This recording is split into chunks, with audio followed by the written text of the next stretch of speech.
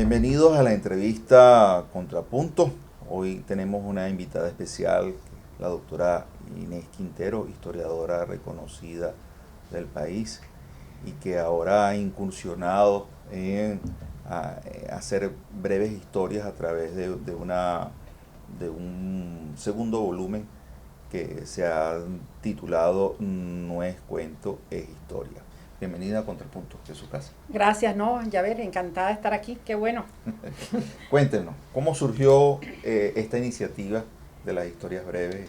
Mira, fíjate tú, bueno, yo siempre he tenido un empeño, bueno, siempre desde hace bastantes años, ya desde los 2000 por allí, que he pensado que, bueno, que los historiadores tenemos la responsabilidad de buscar la manera de comunicar, de hacer accesible nuestra producción historiográfica, ¿no? Y tuvimos la ocasión de hacer un programa de radio que se llamó No es cuento, es historia. Ese programa de radio se transmitía inicialmente por Éxitos y ese fue un proyecto que fue auspiciado por Banesco. Entonces, claro, al ser para radio, como tú bien lo sabes, eran píldoras de minuto y medio. Entonces eso exigía que uno tuviese que concentrar la información en un relato muy breve. Esto no llega a tener 2000 caracteres, más o menos como un contenido de Instagram.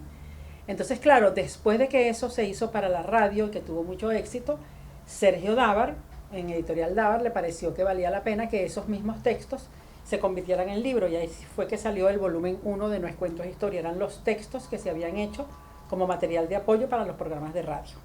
Entonces, bueno, ese es el episodio, primera etapa de No es cuento, es historia, volumen 1. Pero claro, después hubo una segunda temporada en la radio, esta vez ya no por Éxito, sino por Onda, la superestación, y se sumó a eso otro proyecto también de la mano de Banesco que se llama Historia Contigo, que son contenidos para Instagram. Entonces se acordó aprovechar esos contenidos de la radio y los de Instagram para hacer un segundo volumen, que es precisamente este volumen de No es cuento, es historia, tomo 2, que es otro contenido diferente, pero en el mismo formato, en el mismo concepto y la misma idea que el volumen 1, que tiene un propósito esencial, que la gente pueda acercarse a la historia. Eso no quiere decir que allí no hay ni rigor ni investigación, que eso no son sacados de la manga.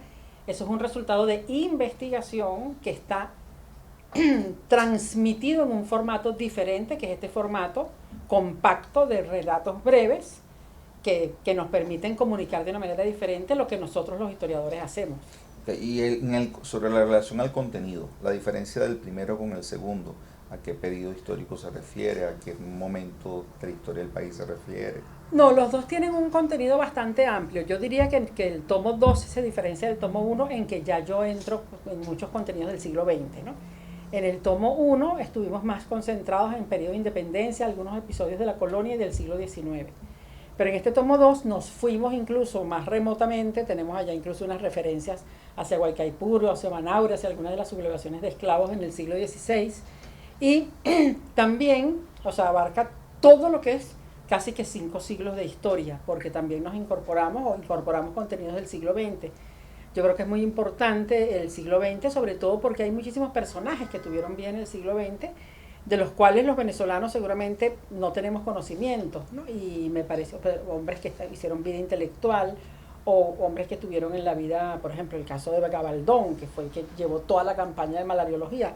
Hay muchísimos venezolanos que no tienen conocimiento del impacto de lo que eso representó. O, por ejemplo, una figura como Manuel Caballero, nuestro querido Manuel, que fue profesor nuestro en la Escuela de Historia, que fue un hombre que se empeñó en dar a conocer la historia del siglo XX venezolano. O el caso del doctor Ramón Velázquez, o sea, Ramón Velázquez, que hace nada estaba entre nosotros, pero fue un hombre que se dedicó a la historia y que además tuvo un papel histórico en nuestro país. Entonces sí creo que el propósito ha sido eso, incorporar en este segundo volumen referencias, relatos, personajes y procesos del siglo XX. También están aspectos relacionados con el periodo de Juan Vicente Gómez, ¿no? O el tema de las carreteras, ¿no? O sea, que hay cantidad de temas que no se pudieron abordar en el tomo 1 y que ahora sí están en el tomo 2. Okay. Si la intención es acercar la historia a los lectores de una manera más anecdótica, más amena, cuéntenos anécdotas, específicamente del tomo 2. ¿Qué anécdotas nos puede relatar función a búsqueda de información, a encuentro? Claro, fíjate tú, hay una cosa que es diferente entre la anécdota y el relato, ¿no?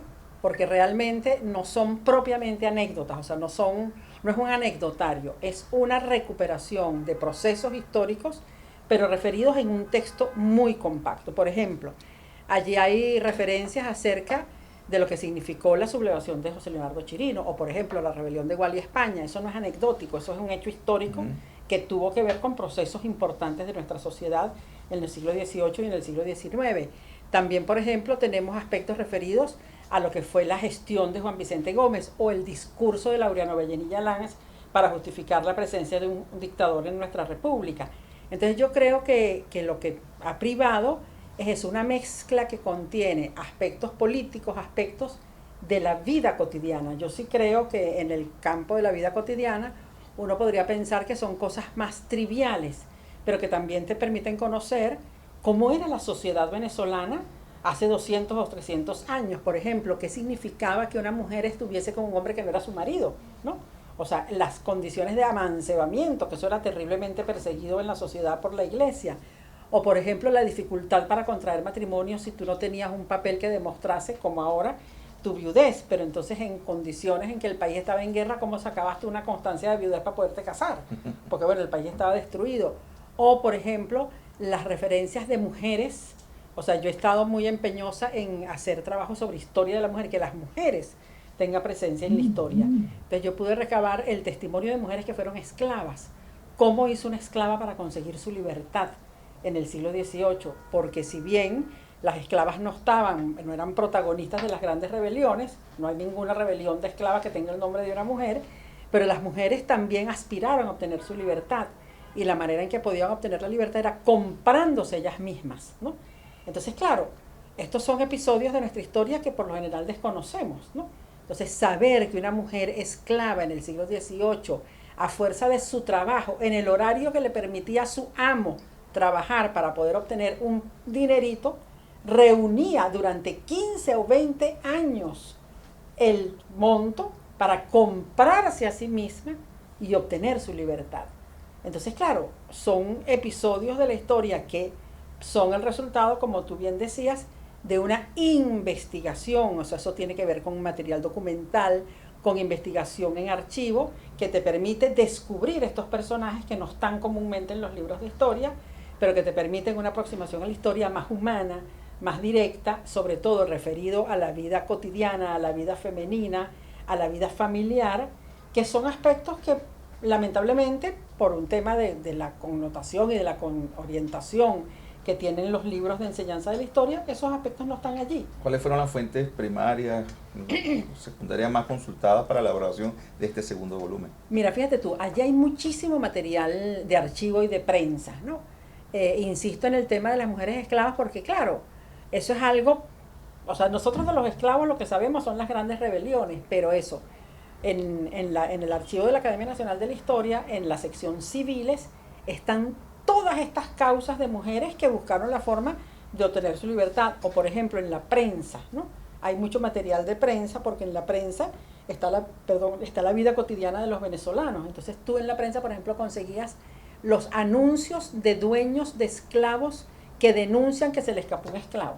Entonces, claro, es como ver un anuncio clasificado hoy, donde dice, mira, se me escapó un negro narizón que tenía una herida en una barriga, que tiene tal, que le gusta jugar dominó y tal, si lo ven por ahí me avisan.